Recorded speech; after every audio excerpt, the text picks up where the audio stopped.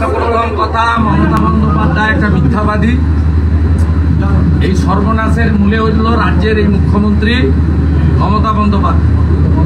আমি এবং আমরা ল পড়িনি, কিন্তু আমরা ল বেকার দীর্ঘদিন।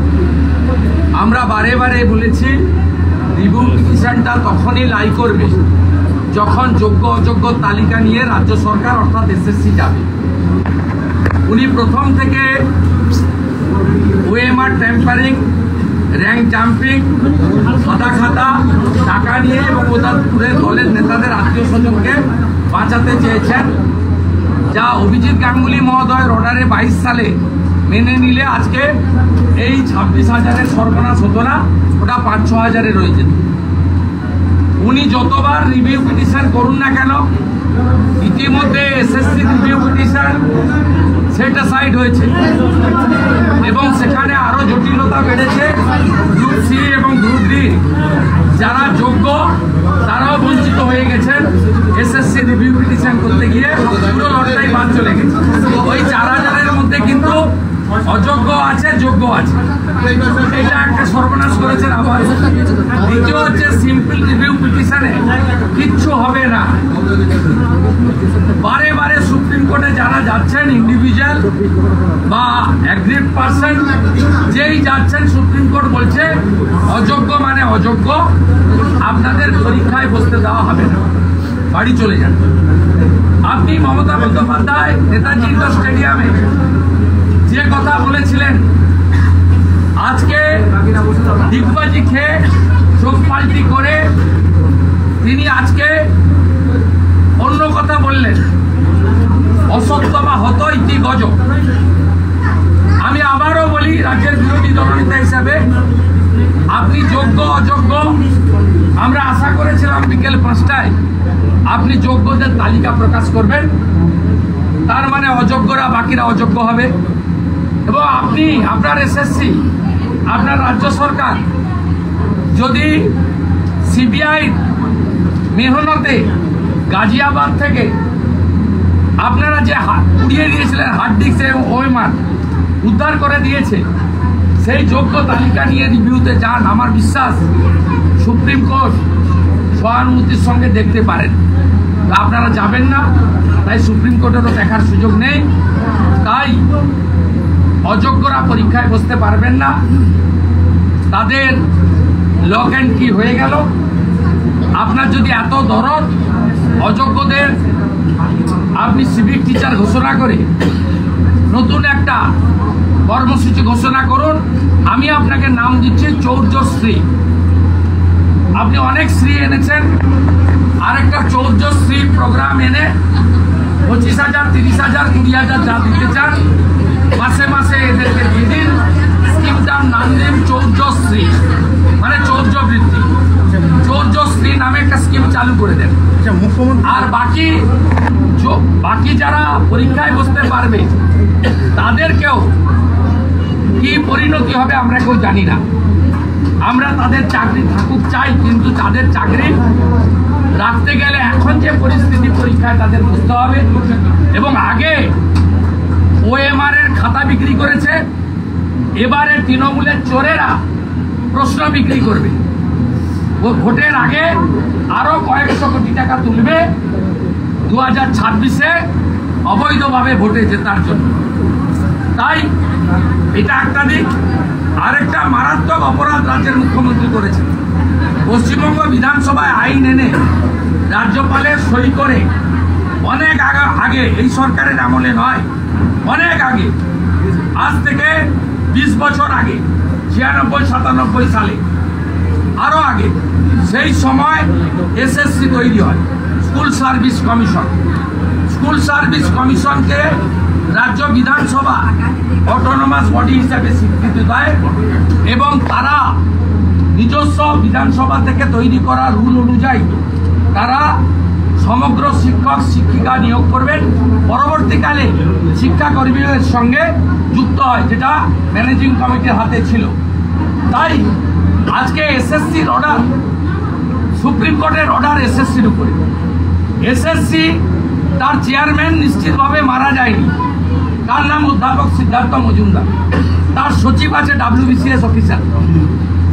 আজকে তারা ঘোষণা করলেন না যে কবে নাম নথিভুক্ত করতে হবে। আপনি এসএসসির অর্ডার তো এসএসসির উপরে, আপনি আজকেও সুপ্রিম কোর্টকে বুড়া আঙুল দেখালেন, বিচার ব্যবস্থাকে আপনি হেয় প্রতিপন্ন করলেন এবং সুপ্রিম কোর্ট অবমাননার দায়ে আপনি যুক্ত হলেন। আপনি বললেন 31 মের মধ্যে নাম নথিভুক্ত করুন। আপনি বললেন পরীক্ষার পরে 15 নভেম্বর রেজাল্ট বেরোবে, 20 নভেম্বর থেকে কাউন্সিলিং হবে। আপনি বলার কে? হরিদাস পাল। এটা তো এসএসসির করার কথা। এসএসসি যে অটোনমাস ইন্ডিপেন্ডেন্ট বডি, এসএসসির উপরে সুপ্রিম কোর্টের অর্ডার। এসএসসির চেয়ারম্যান আছেন, সেক্রেটারি আছেন, তার আলাদা অফিস। আপনি কে বলা? আপনি মুখ্যমন্ত্রী হিসেবে এসএসসিকে পরামর্শ দিতে পারেন, আপনার কোনো অধিকার নেই এই বিজ্ঞপ্তি জারি করা। এবং দুর্ভাগ্যজনক হলেও সত্যি, আমি 4 বছর মন্ত্রী ছিলাম। আমার অভিজ্ঞতায় আমি যখন হারি এই দল বলেছি অল আর ল্যাম্প পোস্ট, একটাই পোস্ট, দ্যাট ইজ মমতা ব্যানার্জির পোস্ট রিসিভ। আজকে ব্রাত্য বসু একজন অধ্যাপক, নাট্য ব্যক্তিত্ব, তাকেও আজকে ভৃত্য বসু বলে আমরা বলি, তাকেও আজকে পুরো শিক্ষার ব্যবস্থা থেকে আউট করে দিলেন। তিনি পিকচারে নেই। তার মানে আপনারা বুঝতে পারছেন এই রাজ্যে আমি মনে করি 11 কোটি জনগণই যোগ্য, একটাই অযোগ্য, তার নাম মমতা ব্যানার্জি। এই অযোগ্য মহিলাটিকে 2026-এ বিরাট সুযোগ পাচ্ছেন আপনারা গণতন্ত্রের মহোৎসবে, তাকে বাতিল করে দিন, তাহলে সব ঠান্ডা হয়ে যাবে, সব মিটে যাবে। এত চোখের জল আর দেখতে হবে না, এত মন্দির ঠাকুর আর ভাঙবে না, এত রোহিঙ্গাদের দেখতে পাবেন না, সব ঠিক হয়ে যাবে। একটাই অযোগ্য আর সব যোগ্য। মুখ্যমন্ত্রী ঘোষণা করেছেন যে শূন্য পদের সংখ্যা বাড়ানো হবে, শূন্য পদের সংখ্যা বাড়ানো হবে। উনি পারবেন না করতে। সুপ্রিম কোর্টের ডাইরেকশন আছে 16 সালের ভ্যাকেন্সির উপরে। 16 সালের যে 22.5 লক্ষ অ্যাপ্লিকেন্ট অ্যাডমিট কার্ড ছিল, তারাই, তাদের মধ্যে অযোগ্য 6-7 হাজার বাদ যাবে। কারা বাদ যাবে বলা আছে? ওএমআর টেম্পারিং, র্যাঙ্ক জাম্পিং, ফাঁকা খাতা এবং প্যানেল এর যে লংজিভিটি, তার বাইরে যারা আছে, এই 4টা ক্রাইটেরিয়া বাদে বাকিরা অ্যাপ্লাই করতে পারবেন। Not only present teacher, non teaching, যারা 16তে পরীক্ষায় বসেছিল তারাও যদি মনে করে অ্যাপ্লাই করে আবার পরীক্ষায় বসতে পারবে। কিন্তু আপনি নতুন করে আসন বাড়াতে পারবেন না। তার কারণ আপনি আপনার যে মুসলিমদেরকে ওবিসি করতে গিয়ে আপনি যে ঘন্টটা পাকিয়ে রেখেছেন, ওবিসিতে তার মীমাংসা হয়নি। আপনি অবৈধভাবে 111টা কমিউনিটিকে ওবিসি তালিকায় ঢুকিয়েছেন, যার মধ্যে 107টা হচ্ছে মুসলিম কমিউনিটি, যা হাইকোর্টের ডিভিশন বেঞ্চ বাতিল করেছে। সুপ্রিম কোর্টে পেন্ডিং আছে, 15 জুলাই আবার ডেট আছে। আপনার কোনো ক্ষমতা নেই 100 পয়েন্ট রোস্টার মানার। আপনি তো ভর্তি করতে পারছেন না। উচ্চ মাধ্যমিকের রেজাল্ট 7ই মে বেরিয়েছে, আজকে 27 মে, 21 দিন অতিবাহিত। আপনি কোন স্কুলে কলেজে ভর্তির বিজ্ঞপ্তি দিতে পারছেন না, কারণ সেখানে ওবিসির 17% যে রিজার্ভেশন, সেটা ডিক্লেয়ার করতে হবে। 10 সালের আগের যে সার্টিফিকেট, 10 সালের পরের সার্টিফিকেট, এই বিতর্কের সমাধান আপনি করতে পারেননি বলে। চাকরিহারাদের বিরুদ্ধে, চাকরিহারাদের জন্য সর্বশক্তি দিয়ে লড়ুন বলেছেন মুখ্যমন্ত্রী। কেমন লড়বেন? নেতাজি ইন্ডোরে কি বলেছিলেন? আমি যতক্ষণ আছি চিন্তা নেই, আমি রিভিউতে যাচ্ছি। এসএসসি কে রিভিউতে পাঠিয়েছিলেন, সর্বনাশ করেছেন। গ্রুপ ডি, গ্রুপ সি, 4000-এর মধ্যে আমি বলছি 1400 জাল, 2600 জেনুইন, 2600 ছেলেকে পথে বসিয়েছেন। সিভিক নন টিচিং করে দিয়েছেন 20,000, 25,000। কতদিন? ডিসেম্বরের পরে কোথায় যাবে এরা? আপনি থাকবেন না, আপনি ক্ষমার অযোগ্য অপরাধ বাংলায় করে গেলেন। 26-এ আপনাকে লোক জেতাবে না, আপনি নিশ্চিন্ত থাকতে পারেন। যত গুন্ডামি করুন, যা খুশি করুন, 26-এ আপনি জিততে পারেন না। কালীগঞ্জে বিধানসভা ভোটে এখানে 6000 ভোটের তালিকা থেকে ভোটার লিস্টের নাম বাদ গেছে, নির্ণয় হতে পারে ভোটার লিস্টে জেতার ক্ষেত্রে। কালীগঞ্জে এর মধ্যে 3500 ডেথ তো বাদ যাবে, তো আমাদেরও দাবি ছিল।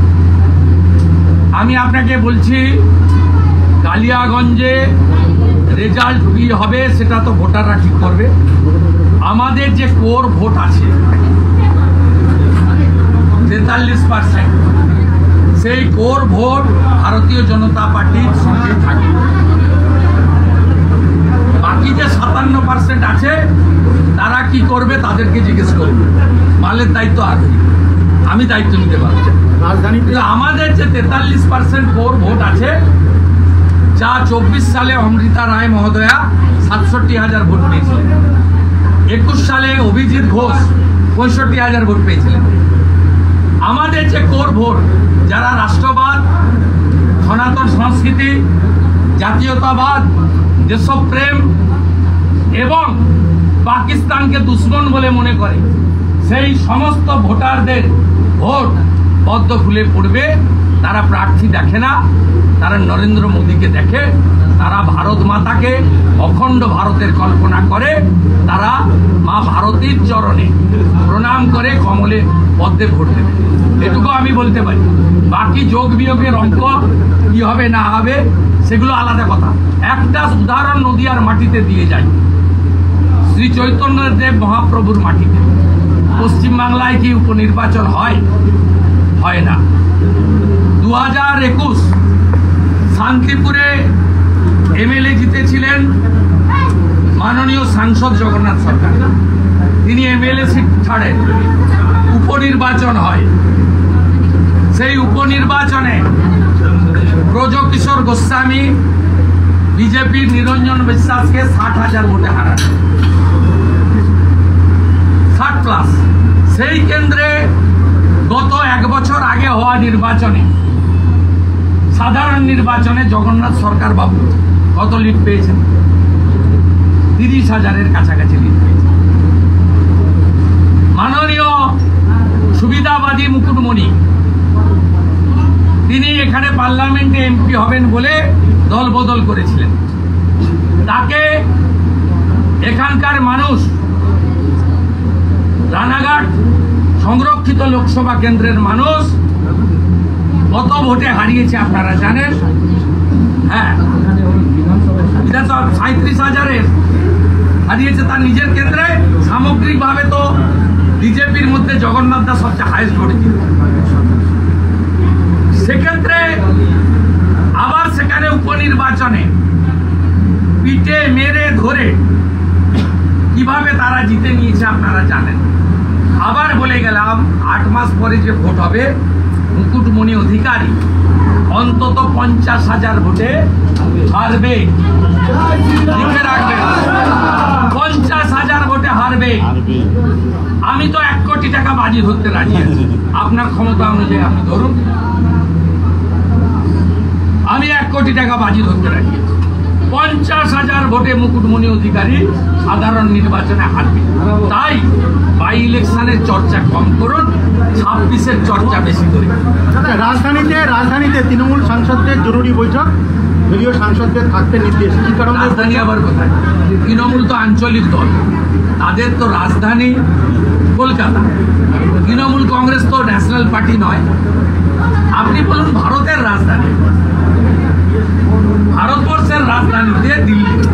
তৃণমূল কংগ্রেস আর অল ইন্ডিয়া ফরওয়ার্ড ব্লক দুটোই হচ্ছে স্টেট পার্টি, এটা ন্যাশনাল পার্টি নয়। কামালপুরে আবার পদযাত্রা হতে চলেছে, কামালপুরে আবার পদযাত্রা হতে চলেছে, কি বলতে চান? এখান থেকে বাড়ির পাশে কামালপুর, সেখানে পদযাত্রা আবার হতে চলেছে। এটা কৃষি ভাইপোর নিজেদের খাপের জন্য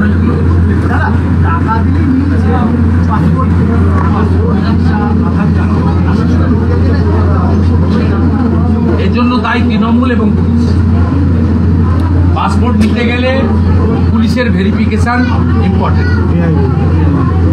পুলিশের ভেরিফিকেশন হয়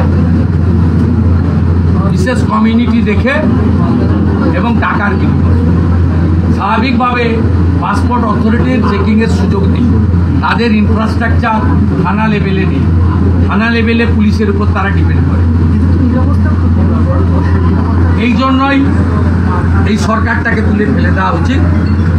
অসমে হেমন্ত বিশ্ব শর্মা যেমন করছেন, মহারাষ্ট্রে দেবেন্দ্র ফাডনবিস যেমন করছেন, গুজরাটে ভারতীয় জনতা পার্টির সরকার যেমন করছেন, ঠিক এমনইভাবে এমন একটা রাষ্ট্রবাদী সরকার এখানে আনুন যারা হিন্দু শরণার্থীদের আশ্রয় দেবে। উদ্বাস্তু ধর্মীয় উৎপীড়নের কারণে তারা বাংলাদেশ ছাড়ছেন, আর রোহিঙ্গা মুসলমানদের অনুপ্রবেশকারীদের চিহ্নিত করে গুজরাট, মহারাষ্ট্র, উত্তরপ্রদেশ, দিল্লি, আসাম যে ব্যবস্থা নিচ্ছে সেই ব্যবস্থা